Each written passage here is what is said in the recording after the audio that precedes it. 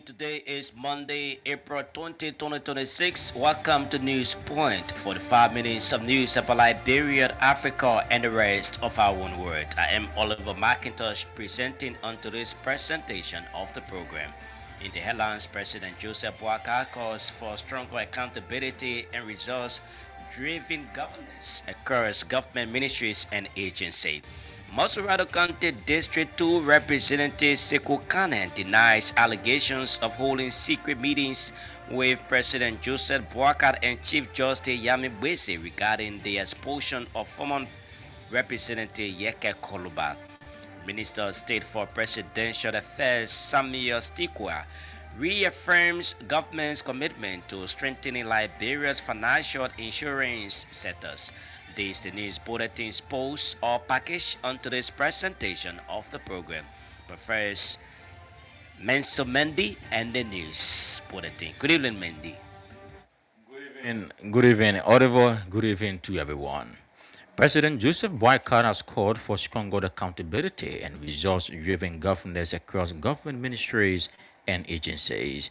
Speaking Monday, April 20, at the signing of performance contracts with heads of ministries and agencies, President Boakai made it clear that his administration would not create excuses for underperformance but will instead provide the necessary support for institutions to deliver.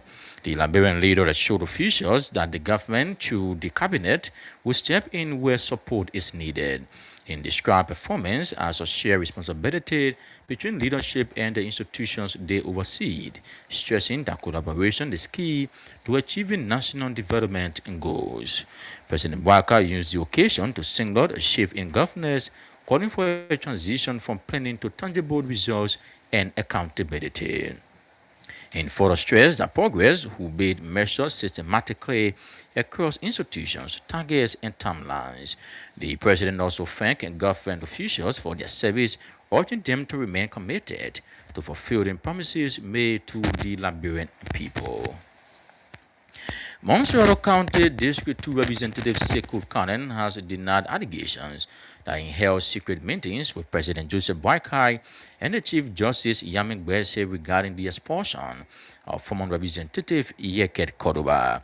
Speaking to reporters Monday at his office at the Capitol building in Monrovia, Representative Kanen described the claims as false and misleading, stressing that he has not held any such meetings as alleged.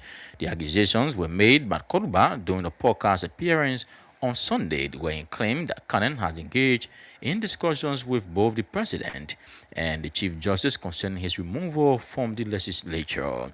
Responding to the allegation, the District 2 representative expressed frustration over what he described as a pattern of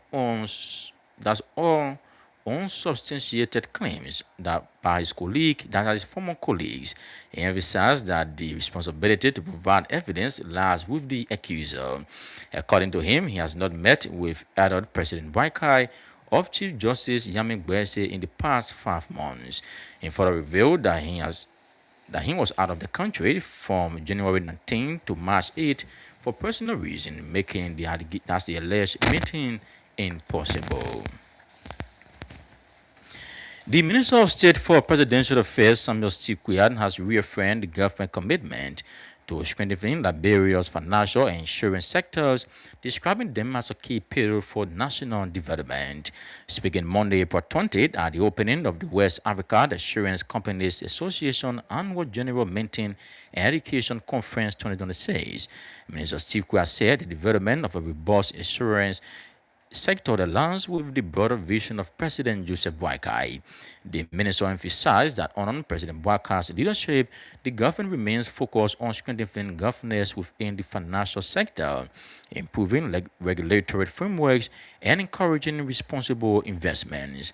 Stikwa highlighted the growing importance of insurance as Liberia's economy continues to expand, stressing that the sector must evolve alongside infrastructure development, business growth, and deepening financial markets. Addressing broader global challenges, the minister pointed to increasing economic pressure, climate risks, and evolving financial system affecting countries across the world. He also referenced ongoing tension in the Middle East, noting their rapid influence on global markets and financial stability. The Minister of Youth and Sports, Cornelius Crowd, has outlined several major initiatives the ministry is set to undertake, emphasizing on technical and vocational education and training as a means of creating employment opportunities for young people across the country. Speaking Monday in an interview on Voice of Gompa at the close of a county tour, Minister Crowd emphasized that TVET remains a key component of the ministry's strategic focusing on providing vocational skills training, especially for out-of-school youth. According to her, after the ministry has reopened and strengthened more than 20 youth centers across the country, these centers will continue to empower young people with practical skills such as soap making, tie and dye, and other vocational trades. She added that programs have already been developed to support trained youths who are yet to secure employment, including the cadet program, which targets both undergraduate students and certificate holders. At the same time, the minister emphasized the importance of talent development in sports. She noted that while sports can promote entertainment and national unity, there is also a need to nurture young talents in a way that provides economic benefits for the athletes and their families. Police in Grand Cayman County are investigating the mysterious drowning of a 5-year-old girl in an incident that have raised concern among residents of the county. According to reports, the child was declared missing on Wednesday in Gouda district, prompting a search effort by family members and community residents. Our Grand Cayman County correspondent Mark Rogers says the lifeless body of the girl was discovered on Thursday in Lake Kiso, a major water body in the county, on circumstances that remain unclear. A police investigation, that's intervention, further growing concern from citizens, leading to the launch of a formal investigation. 4 persons have since been detained as part of efforts to establish the actual cause of the child's death. Still in Grand Cayman County Health Officers Daniel Kofa has disclosed several major challenges affecting the health sector within the county since he took office, highlighting gaps in human resources, poor infrastructure, and inadequate medication, among others. Speaking in an interview on Monday, April 20th in Grand Cayman County, Kofa explained that the county health team is a decentralized arm of the Ministry of Health, responsible for providing and administering health services across the county. He noted that the team plays a key role in maintaining healthcare delivery at the local level. According to him, the county health team supervises health facilities across the county and carry out 2 core functions, including clinical health services and public health services. He emphasized that despite the numerous challenges, the team continues to strive to fulfill its responsibilities. Kovac further stated that with support from the Minister of Health, Louis Poto, the institution has made progress in addressing some of the issues. He noted that the county previously faced serious human resource shortages with several health facilities lacking adequate staff, but added that intervention from the ministry have helped to improve the situation. The Inter-Party Consultative Meeting has endorsed the nomination of Jonathan Witter as chairman of the National Elections Commission. Speaking at a press conference over the weekend, the national coordinator of the RPCC, Gabriel City, said the decision represents the collective position of the majority of political parties within the institution. He noted that the endorsement is grounded in relevant provisions of Liberia Constitution, particularly Article 54 and Article 89, as well as sections of the new elections law. According to him, the RPCC support is based on the expectation that the leadership of the NEC must embody independence, impartiality, professional competence, and a strong commitment to democratic principles and the rule of law. Said it also used the occasion to call on the Liberian Senate to act promptly in fulfilling its constitutional responsibility, urging the Senate to review and investigate the nominee and, where appropriate, confirm the appointment in a process that is timely, transparent, and impartial. He reaffirmed the RPCC commitment to promoting peace, credible and transparent election in Liberia, noting that the endorsement aligns with the group's broader goal of strengthening democratic governance. President Joseph Boakai has reaffirmed his administration's support for private sector investment, describing the newly commissioned Duraplast recycling plant and the phase 2 expansion of the SETI steel plant as a major boost to Liberia's economy. Speaking at the ribbon cutting ceremony over the weekend, President Boakai said the project symbolized meaningful progress and noting that their impact goes far beyond profit making. The president commended the companies for prioritizing the employment of Liberians and contributing to environmental sustainability through recycling and industrial production. He highlighted that the benefits of the investment will extend across various sectors as increased production drives demand for transportation, distribution, and other services. Reassuring investors, President Boakai pledged the government protection and continued support for businesses that comply with national laws and contribute to job creation. The launch of the Duraplast recycling plant and SETI steel plant phase 2 is expected to advance Liberia's industrial growth and generate employment and promote sustainable development. Health authorities in Bon County have confirmed active cases of both measles and Lassa fever, raising public health concerns across the county. According to preliminary reports from local health officials in Bon County, several individuals have been diagnosed with the infectious diseases, prompting increased surveillance and response measures to prevent further spread. Health workers have also confirmed one death linked to the outbreak, though details surrounding the case remain limited as investigations continue. Our Bon County correspondent Rency Clark further disclosed that health teams are said to be engaged in affected communities through the awareness campaign, encouraging residents to report symptoms early and ahead to preventive measures including proper hygiene and vaccination where available. Meanwhile, county health officials have assured the public that efforts are on the way to contain the situation, with support from national health authorities and partners to strengthen response and protect lives.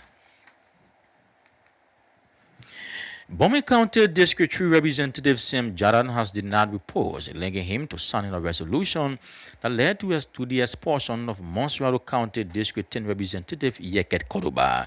It can be recalled on Friday, April 17, about 49 members of the House of Representatives reportedly signed a resolution for the expulsion of their colleague Yeket Koruba for statement made regarding the Liberia-Guinea border dispute. Responding to a document circulating on social media that included a senatorial representative, Jordan revealed that he has not signed any document supporting Koruba's removal from the House of Representatives. He described the report as unverified and insisted that he is unaware of any such resolution.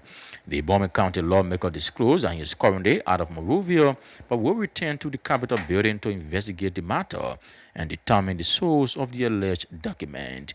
While distancing himself from the reported move, Representative Jordan acknowledged that the House has the authority to discipline its members, stressing that any action against Representative Koruba must follow proper legislative procedures. In a related development, Bon County Senator Prince Moi has called for respite for legislative procedures and the rule of law in the wake of the reported expulsion of Montserrado County District 10 Representative Yeket Koruba.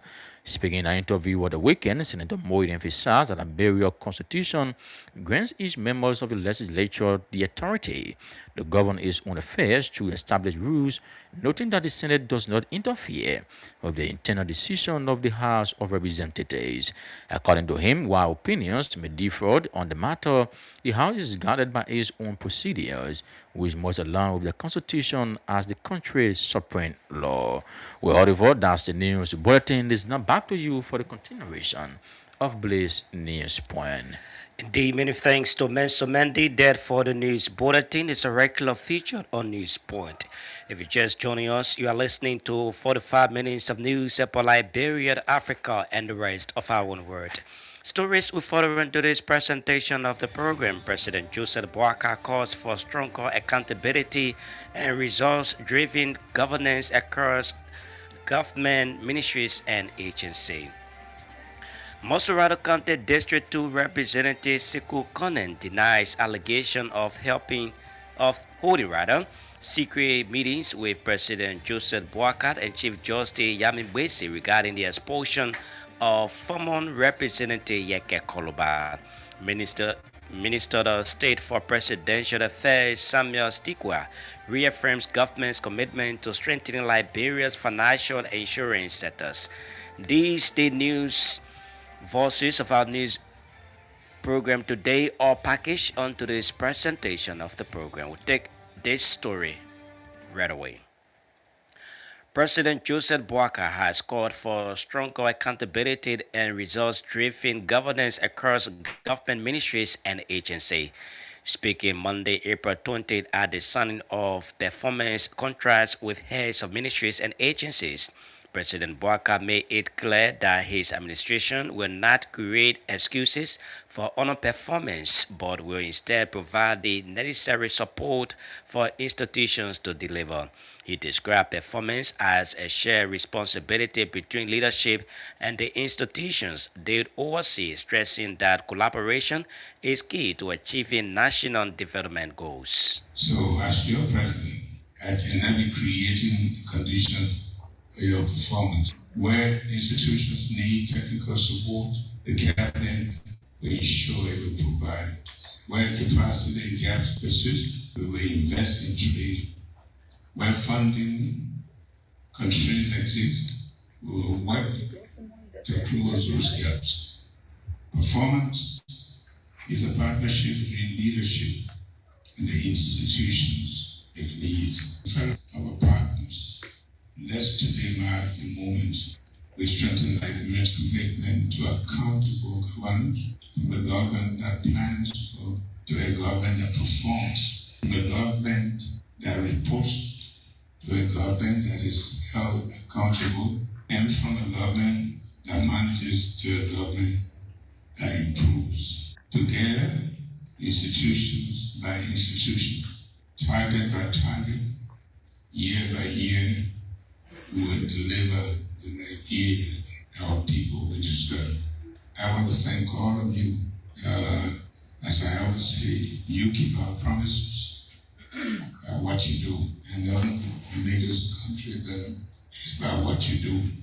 So we ask God blessing upon all of us, including our partners, save our country. We thank you. That's the voice of President Joseph Boakai that calling for stronger accountability and results-driven governance across government ministries and agencies. Mosurado County District 2 Representative Sekou Kanen has denied allegation that he held secret meetings with President Joseph Boakai and Chief Justice Yamin Bwesi regarding the expulsion of former Representative Yeke Koloba. Speaking to reporters on Monday at his office at the Capitol Building, Monrovia, Representative Kanen described the claims as false and misleading, stressing that he has not held any such meetings as alleged. The District 2 representative expressed frustration over what he described as a pattern of unsubstantiated claims by his former colleague. Just to address accusation that was made by my colleagues yesterday, my former colleagues, Honorable Yeke Koloba, regarding the Chief Justice and myself. He claimed that there was a meeting held with the President, and after the meeting I called him and said to him that we have agreed that the President told us to say that the communication was never received. I just tried to say, give my former colleagues, we work together, and you first thing, Honorable Koloba, that I sat in chamber for 3 years, does not even know the district I represent. If you listen to a podcast, he said, I represent the people of district number 2. I represent the people of district number 2. If you my name, he says Sekou Kone. I'm not Kone, I'm Sekou Kone. But again, Honorable Koloba is someone who has always made those kind of claims. and that's something that you cannot prove. He claimed I called him. If I went to a meeting with the president along with the Chief Justice, and I'm one of those who signed the paper to have him expelled, then I will call him and tell him. But again, the burden of proof rests on the accusation, on the accuser rather. He needs to provide, the call that I called him to show the report. But I thought not to dignify him, but because of the integrity of the judiciary, that's why, and my own little integrity I have, I thought to make the clarity that at no time did I call him, at no time. Even in the corridor when he was here, I said, I will call her, I just passed by him easily. I've never had any interaction with him. The kind of person I am, because I respect myself. I don't come and make open statements that I cannot justify, I cannot authenticate. So I thought to say, at no time did I speak with him. At no time did I went to any meeting with the president or the Chief Justice. I've been out of this place since the 19th of January. And I came back on the 18th, on the 8th of March, because my wife was sick and I was away for that time. That's the voice of Mosurado County District 2 Representative Sekou Kanen, there denying allegation that he held secret meetings with President Joseph Boakai and Chief Justice Yami Mwese regarding the expulsion of former Representative Yeke Koloba. The Minister of State for Presidential Affairs, Samuel Stikwa, has reaffirmed the government's commitment to strengthening Liberia's financial and insurance sectors, describing them as key pillars for national development. Speaking Monday, April 20th, at the opening of the West African Insurance Companies Association Annual General Meeting and Education Conference 2026, Minister Stikwa said the development of a robust insurance sector aligns with the broader vision of President Joseph Boakai.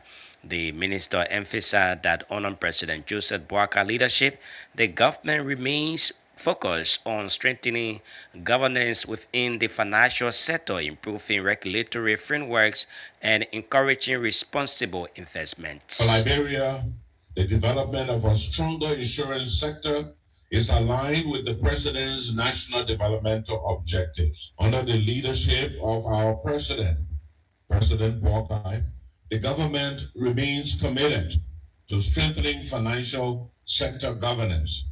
The government remains firm in improving regulatory framework and encouraging responsible investments that will support inclusive growth.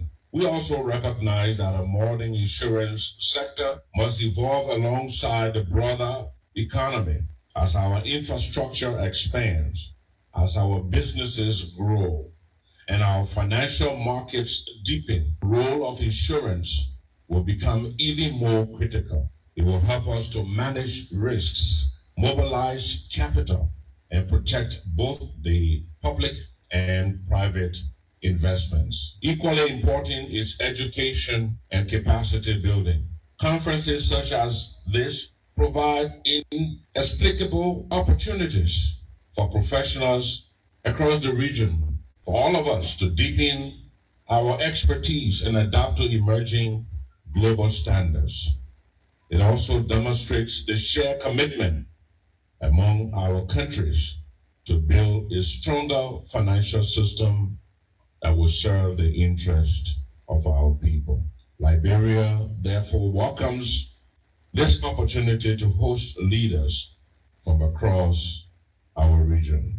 You're welcome to Liberia. As you deliberate over the next several days, I encourage you to use this platform to generate practical ideas, strengthen partnership, and advance reforms that will make the insurance sector even more resilient, innovative, and inclusive.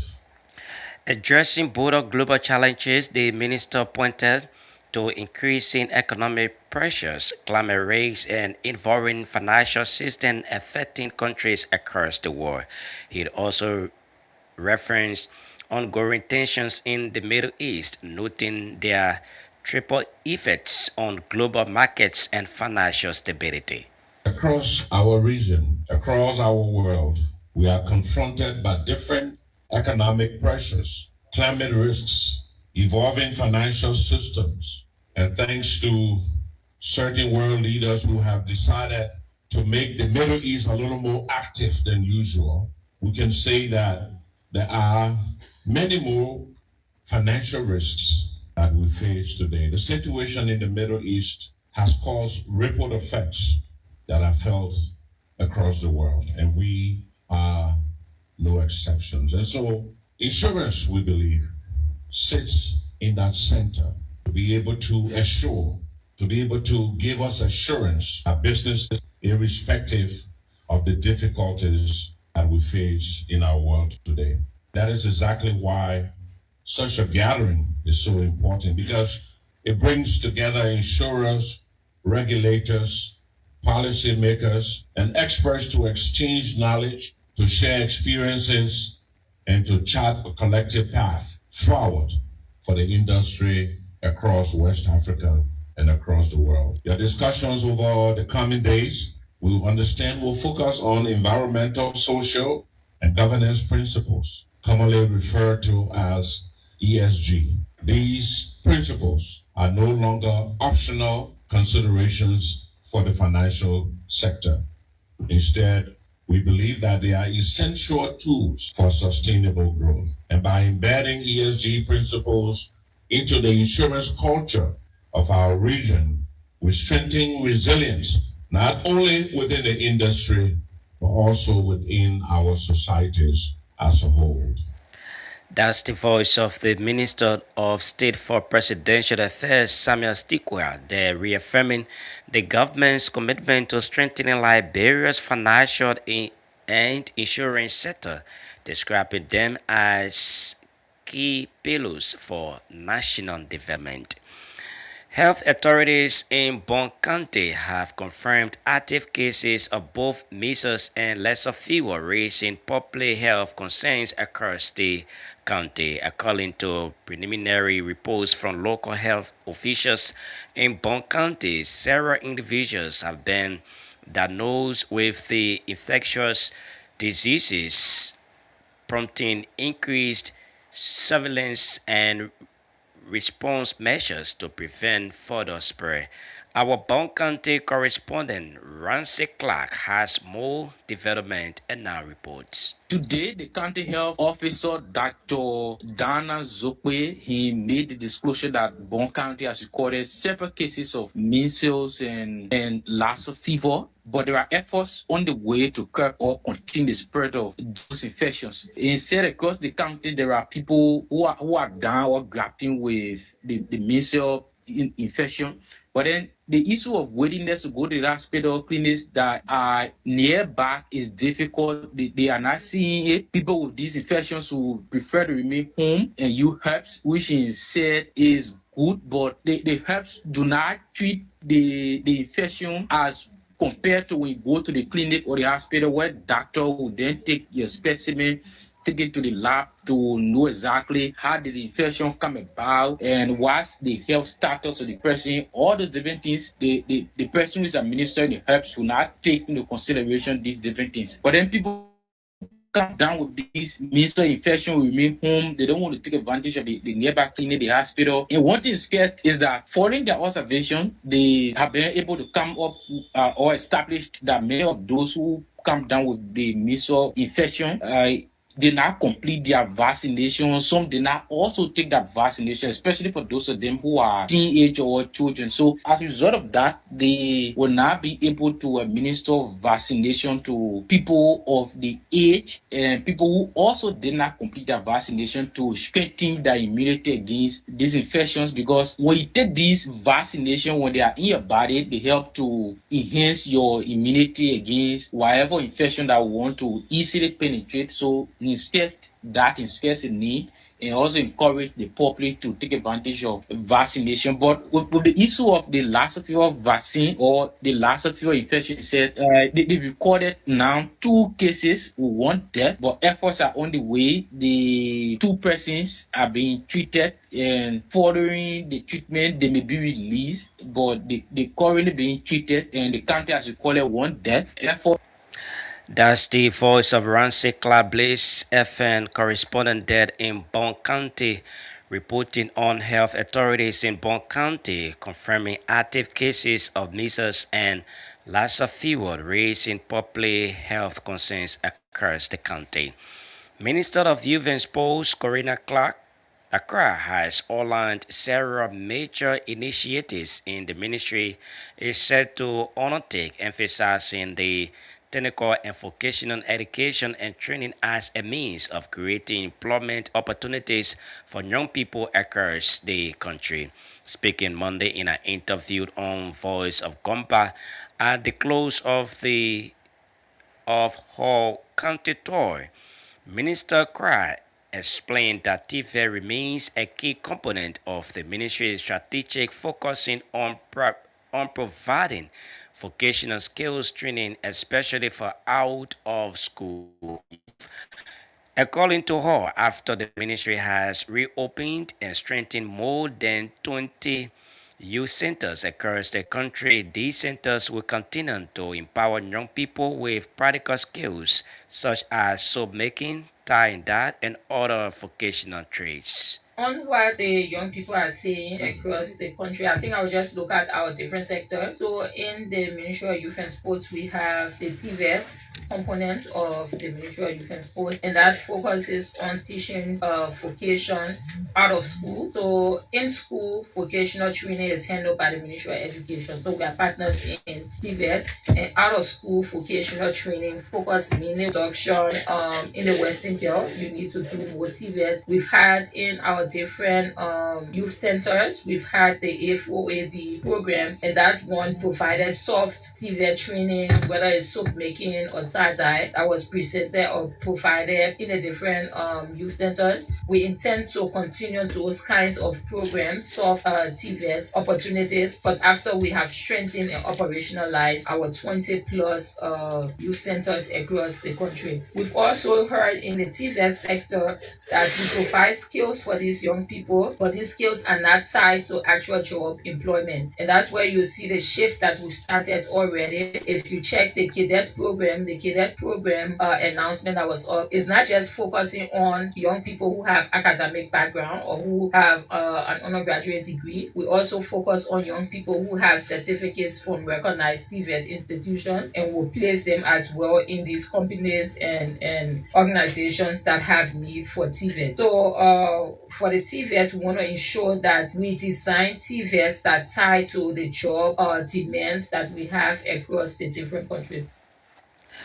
At the same time, the minister emphasized the importance of talent development in sports. She noted that while sports can promote entertainment and national unity, there is also a need for natural youth talents in a way that provides economic benefits for the youth and their families. And then we have sports. For sports, we have had a lot of requests for sports infrastructure. Obviously, that's the obvious one. With everybody asking for football fields in the different counties, those were things come up. But what we have chosen as our priority, also listening to the young people, is that we need to focus on talent development in sports. So it's one thing to do sports for general entertainment and for the unity of the country, and it's another thing to develop the talents of young people in sports so that it brings back some economic value or benefit to themselves and their families. So what we have decided to do in that light is, for example, you have the ISA League. ISA is normally played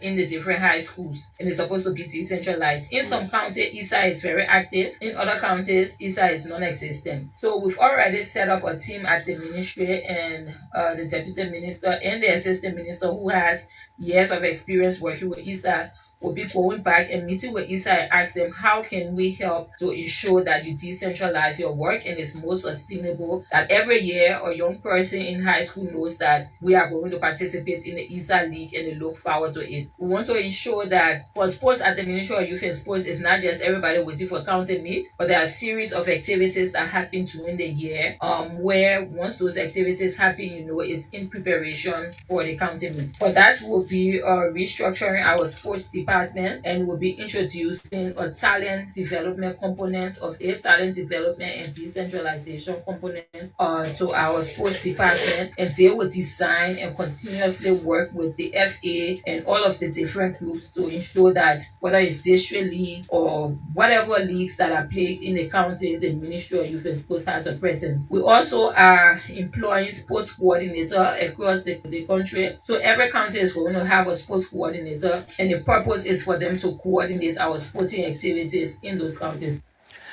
That's the voice of the Minister of Youth and Sports, Cornelia Cried, that outlined several major achievements in the ministry that is said to undertake, emphasizing on technical and vocational education and training as a means of creating employment opportunities for young people across the country. Police in Grand Quebec County are investigating the mysterious drowning of a 5-year-old girl in an incident that has raised concerns among residents of the county. According to reports, the child was declared missing on Wednesday in Gawula district, prompting a serious search effort by family members and community residents. Our Grand Cayman County correspondent Mark Rochard has more detail and now reports. Well, that situation happened in a town called Dendu.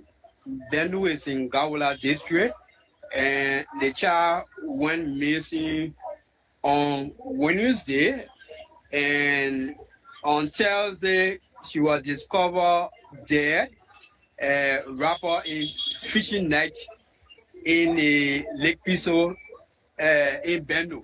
So the following day, after the body was discovered, that very day the police did not go there. The child was lying, the body was still lying in the water. It was the next morning when the police went there and decided to do an investigation that led to the drowning of the child. But 5-year-old, it became so mysterious that where the child, people said that for a child of 5 years to walk from where the body was found, it was just something it was impossible or impossible. So this is where the police decided to arrest some family members and even those who were around that identical area the child was from. So as we speak, the police we have about 4 persons in the custody of the police undergoing investigation regarding the 5-year-old child death.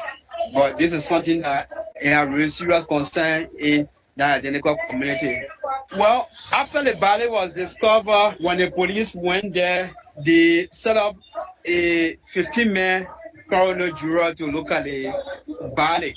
Part actually was not extracted, but what became troubling is that for a 5-year-old to just leave the town and where they saw the child, this is where the people are somehow doubting about. And this is the reason why the 5-year-old child was left with her aunt, the one in the bush, the one on the farm. After she returned, she could not see her child. That's raised an alarm. And that very day, everybody started searching for the girl from one end to another. It was the next morning when she was That's the voice of Mark Roger, Blaze FN, Kidman County correspondent there, reporting on police in Grand Quebec County investigating the mysterious drowning of a 5-year-old girl in an incident that has raised concerns among residents of the county. Finally, from the news team this evening, still in Grand Quebec County, Grand Quebec County Health Officer Daniel Kofa has disclosed several major challenges affecting the health sector within the county since he took office, highlighting gaps in human resources, poor infrastructure, and inadequate medication, among others. Speaking at an interview on Monday, April 20 in Grand Cayman County, Kofa explained that the health team is a decentralized arm of the Ministry of Health responsible for providing and administering health services across the county. He noted that the team plays a key role in maintaining healthcare delivery at the local level.